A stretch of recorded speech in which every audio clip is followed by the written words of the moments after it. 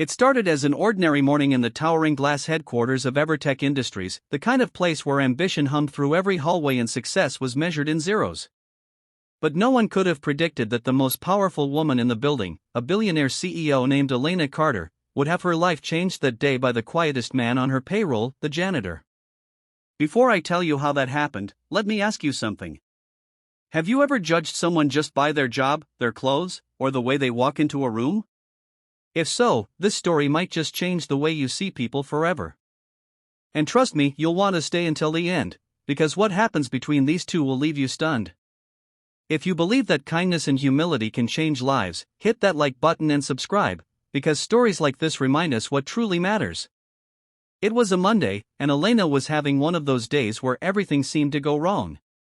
Her billion-dollar company was preparing for a global investor meeting, but her sleek, top-of-the-line laptop suddenly froze. Her IT team was busy with system updates, and she didn't have time to wait. Impatient, she rolled her eyes and said to her assistant, "Just send anyone, to fix it." That's when David entered the picture. He was the janitor, mid-40s, quiet, always polite. He'd worked at Evertech for almost 6 years, mostly invisible to the people around him. Dressed in his Navy uniform, he pushed his cleaning cart down the hall as he always did. When Elena saw him, she smirked slightly and said, half joking, "Maybe you can fix computers too, huh?" David smiled faintly. "I can take a look, ma'am, if you'd like." Elena laughed. "Sure, why not? If you can fix this thing, I'll give you a raise." She turned back to her phone, not expecting anything. But within minutes, the tapping of keys and quiet focus from David made her glance up. He wasn't fumbling, he was navigating her system with a precision she didn't expect. Then suddenly, her frozen screen came back to life. Her files were restored, her presentation was running perfectly, and even the software bugs her IT team had been struggling with for weeks, gone. She blinked, genuinely stunned. "How did you do that?" David just shrugged. "Used to be my job, before this one. I was a systems engineer. Lost my position when the company went bankrupt.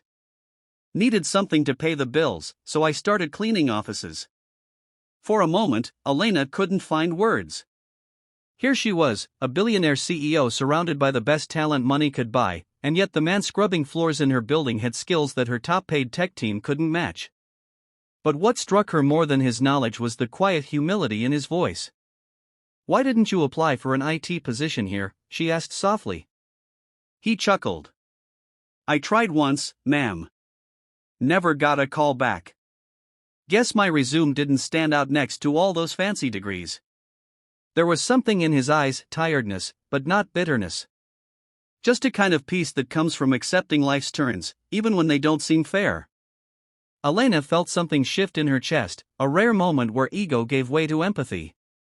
That evening, after everyone left, she stayed in her office thinking about him. She had started her empire from nothing too, working nights and living off instant noodles. Somewhere along the way, she'd forgotten what that hunger felt like, the grind of people who never get noticed. The next morning, she called him into her office again. He looked nervous, thinking maybe he'd done something wrong. But Elena stood up and extended her hand. "David, I'd like to offer you a new position. IT supervisor. Full benefits, double your current pay." His eyes widened.